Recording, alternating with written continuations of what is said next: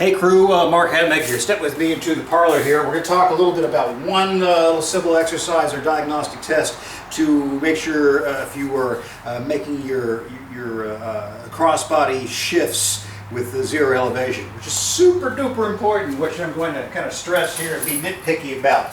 On roll 175, we're going to be talking about the difference between pinning, riding, and then what I think is a far more superior way to go, which will be doing hip checking. We'll talk about a 6-point hip check traveling sequence that will start isolating limbs into quadrants so we can start running off a prescribed submission chain from there. But let's get on with what we're talking about here. If you drag your floor bag out, your partner, your grappling dummy, what have you, we'll pretend that's the head, feet down here at this end. I'm going to leave the hands out of play here with any of the hip checking. But what we're going to be, I want you to focus on here is, this is all a ruse to get you to look at my butt, but that's what I want you to look at. When we're going cross body at any point, and I'm wanting to take, let's say, a sit-out shift, whether it's toward the head or if I take a sit-out shift toward the hips, no matter what I do not want to see occur in any shape, form, or fashion. Again, observe the posterior, lifting and moving through, lifting to bring back to here, switching up, lifting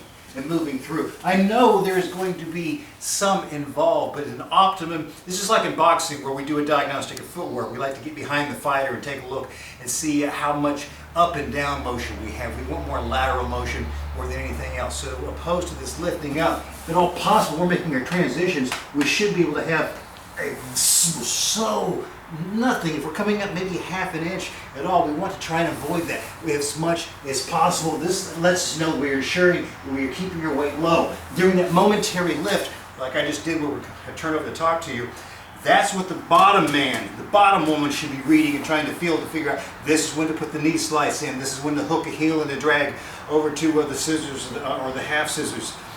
This is whenever this is the time to, for you to time the bridge and roll. We want to get all of this out. We want to make sure even when you're moving quickly. So I would prescribe as a drill is to make sure you're working your transition all the way through where you can keep that low the entire time.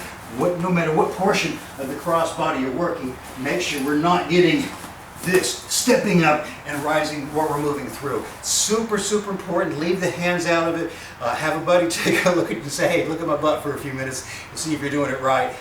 If you don't have a buddy around, get in front of the mirror, or have a mirror, set the camera up and see. I mean, if you're getting this much of a rise out of it, I'm okay. But any more than that, I'm going to tell you, you're being a little bit light at that time. For more details of what I'm talking about, have a look at the Legends newsletter coming out this week. Feature article will cover some of those details. And then for even more excruciating detailed work on it, have a look at Raw 175. Anyway, guys, get out there and enjoy the weekend, crew.